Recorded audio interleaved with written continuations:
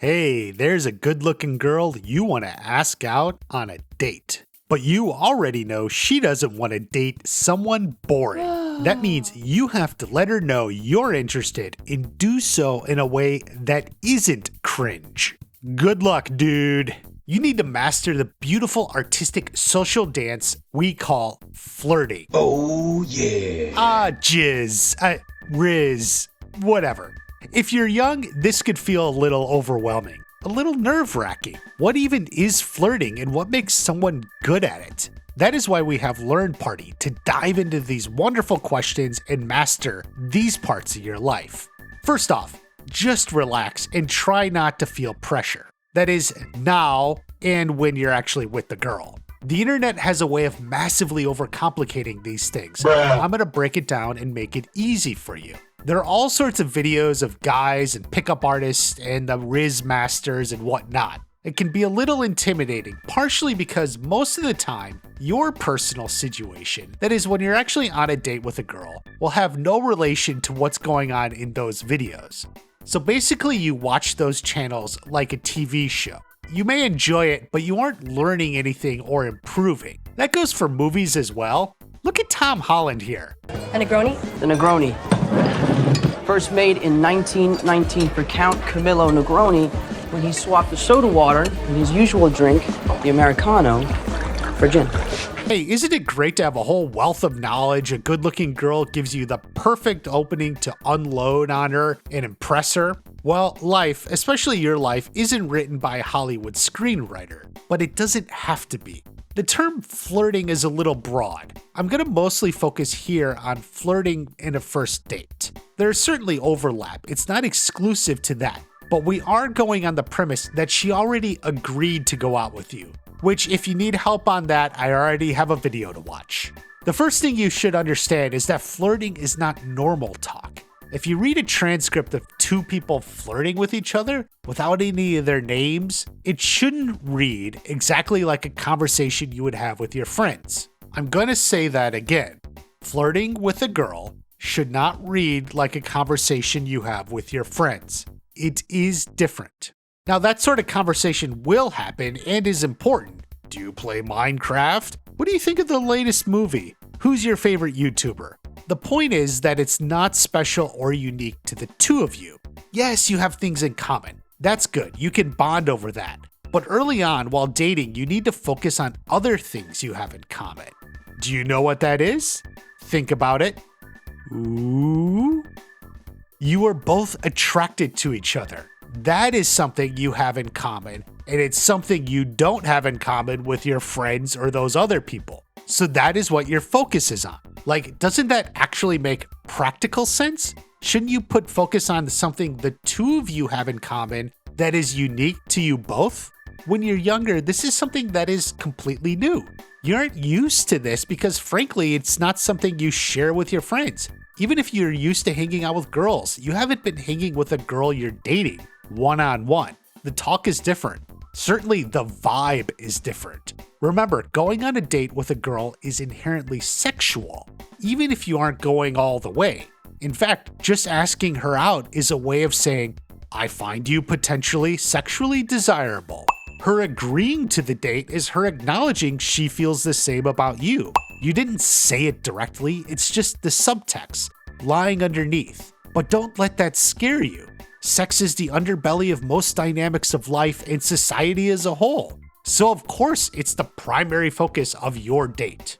However, the dance between man and woman, or more specifically, you and the cute girl sitting across from you, is a complicated one. The best things in life take some effort, and that applies here as well.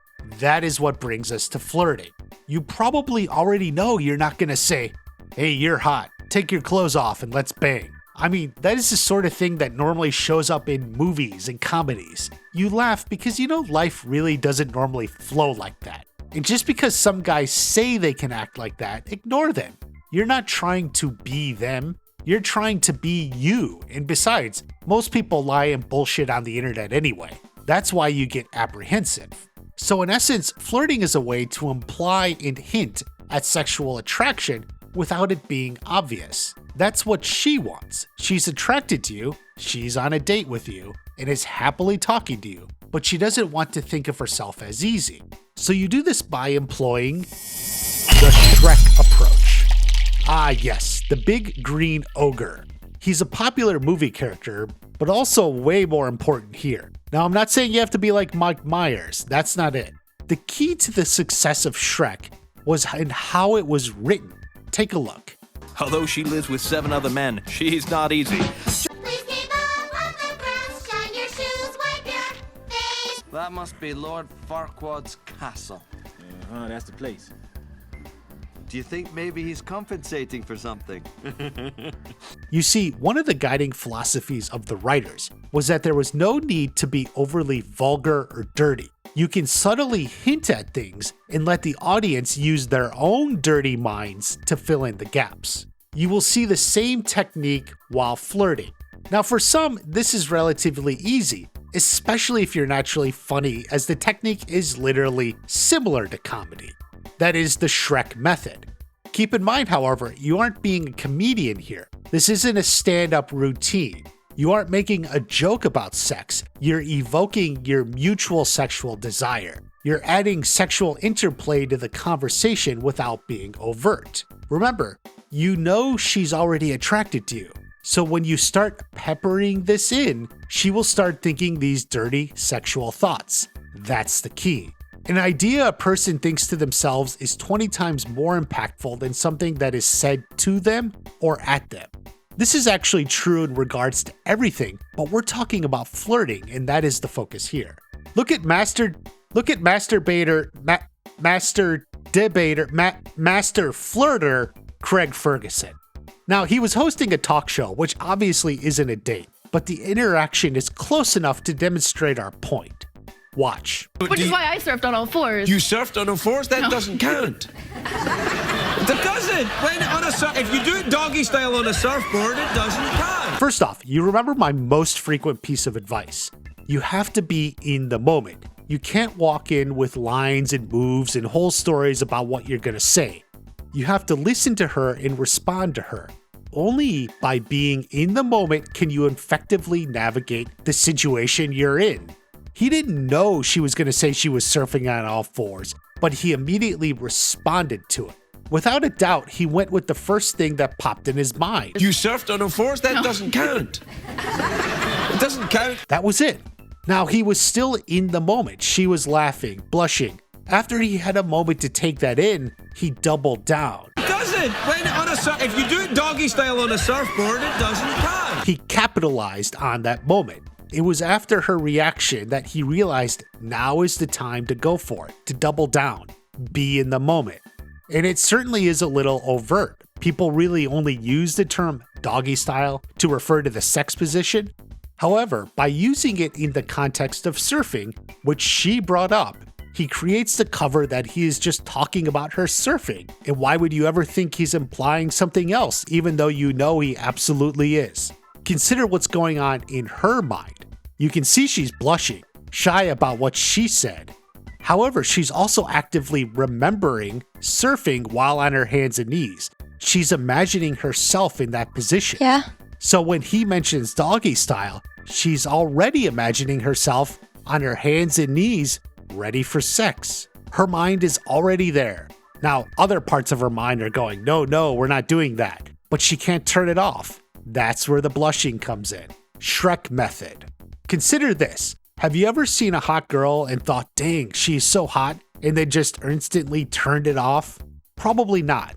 Once your mind makes that connection and gets going, it's almost impossible to undo. Like I said, what a girl thinks to herself is 20 times more powerful than what someone says to her. If Craig had just said you could surf on all fours like doggy style, it would be awkward, aggressive, and a little weird. Or imagine he said, wow, that's like you could have doggy style sex on a surfboard. That would be weird. That isn't following the Shrek method. But when she mentions that she was on her hands and knees, and he first plays off that, forcing her to remember and imagine that moment, then he likens it to doggy style. She's imagining it. Her face and reactions say it all.